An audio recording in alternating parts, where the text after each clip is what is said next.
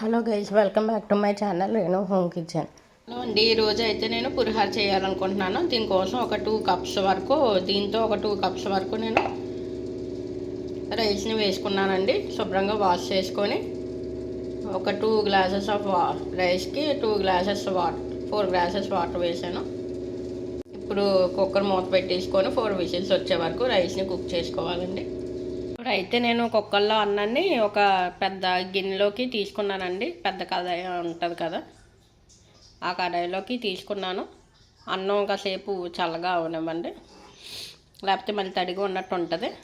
పొడిగానే వండుకోవాలండి మనం పులిహోరకి. అయితే చింతపండు ఇంత క్వాంటిటీ తీసుకున్నానండి. ఇప్పుడు దీన్ని ఒకసారి వాష్ చేసుకొని వాటర్లో నానబెట్టుకోండి 10 నిమిషాలు. ఇప్పుడు దీని మీద మూత పెట్టుకొని ఒక సైడ్ పెట్టేసుకోండి. ఇప్పుడైతే స్టవ్ ఆన్ చేసుకొని అందులోకి అయితే కొద్దిగా ఆయిల్ వేసుకోండి. పులిహోరలోకి కాస్త ఆయిల్ ఎక్కువ ఉంటేనే బాగుంటుందండి. ఇప్పుడు ఆయిల్ హీట్ అయి ఉంటుందండి. ఇందులోకి కొన్ని వేరుశనగ గుళ్ళు వేసుకుంటున్నాను. ఈ వేరుశనగ గుళ్ళు కాస్త ఫ్రై అవ్వాలండి. ఇవైతే కాస్త ఫ్రై అయ్యే కదండి. ఇప్పుడు ఇందులోకి పోపు దినుసులు వేసుకోవాలండి.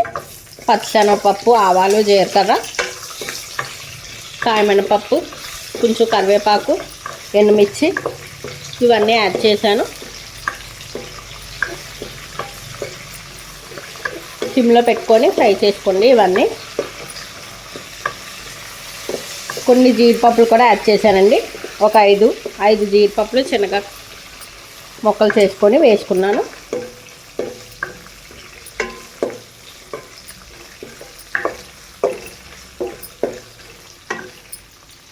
ఇప్పుడు ఇందులోకి ఒక స్పూను పసుపు యాడ్ చేస్తున్నాను. పసుపు యాడ్ చేశాక పసుపు కూర బాగా కలుపుకోండి.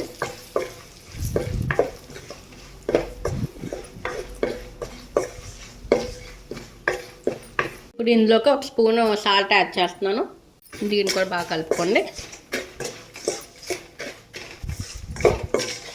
ఈ పోపు దినుసులు అనేవి బాగా ఫ్రై అవ్వాలండి. ఇందులోకి సన్నగా పొడుగ్గా కట్ చేసి పెట్టుకున్న ఒక 6 పచ్చిమిర్చిని యాడ్ చేస్తున్నాను. ఇవి కూడా ఒకసారి కలుపుకోండి. ఇప్పుడైతే ఇవి ఫ్రై అయిపోయాయి కదండి. ఇంకా బాగా ఫ్రై చేస్తే కనుక ఇవన్నీ మాడిపోతాయండి. సో ఇవన్నీ బాగా ఫ్రై అయిపోయాయి కాబట్టి లైట్గానే ఫ్రై అయిపోయాయండి. పచ్చిశనగపప్పు ఇవన్నీ ఇలా ఫ్రై అవుతేనే బాగుంటాయి. ఇప్పుడైతే స్టవ్ ఆఫ్ చేసేసుకుంటున్నాను. ఇప్పుడు స్టవ్ ఆఫ్ చేసుకున్నాను కదండి. దీన్ని ఏదైనా గిన్నెలో ట్రాన్స్ఫర్ చేసుకోండి. అయితే ఎలాగో గిన్నెలోకి వేసుకున్నాను. నేను మళ్ళీ అదే ప్యాన్లోకి కొద్దిగా ఆయిల్ అయితే వేసుకుంటున్నానండి. ఇప్పుడైతే ఆయిల్ కొంచెం హీట్ అయింది కదండి. ఇప్పుడైతే చింతపండు రసాన్ని వేసుకోవాలండి. చింతపండుని బాగా పిసుక్కొని వేసుకోవాలి ఆ రసాన్ని. ఇప్పుడు ఈ చింతపండుని బాగా దగ్గరికి అయ్యే వరకు మనం మరిగించుకోవాలండి. ఇప్పుడు ఇందులో కూడా ఒక స్పూను సాల్ట్ వేస్తున్నాను. ఈ సాల్ట్ వేసాక కూడా కలుపుకోండి. ఎందుకంటే నేను 2 గ్లాసెస్ రైస్ వేసాను కాబట్టి సాల్ట్ అన్నది ఎక్కువే పడుతుందండి. ఇంకా చింతపండు కూడా వేస్తాం కదా, పులుపు అంటే సాల్ట్ అన్నది మనకి తగ్గుతుంది. అందుకే వేస్తున్నాను 2 స్పూన్స్ వరకు. నేను రైస్ ఎక్కువ తీసుకున్నాం కాబట్టి. చూసారు కదండి, చింతపండు అన్నది ఇలాగ దగ్గర పడింది కదండి. ఇప్పుడైతే స్టవ్ ఆఫ్ చేసేసుకోవాలి. ఇప్పుడు ఇది కాస్త చల్లారనివ్వండి. ఇప్పుడు రైస్ తీసుకున్నాం కదండి. ఈ రైస్లోకి ఇందాక మనం ఫ్రై చేసుకున్నాం కదండి, ఇవన్నీ పోపు దినుసులు ఇవన్నీ వేసుకోవాలి. ఇవన్నీ వేసుకున్నాక కలుపుకోండి. బాగా కింద నుంచి పై వరకు కలుపుకోవాలి అన్నాన్ని. చూసారు కదా, ఇలాగైతే మొత్తం అంతా నేను కలిపించుకున్నాను.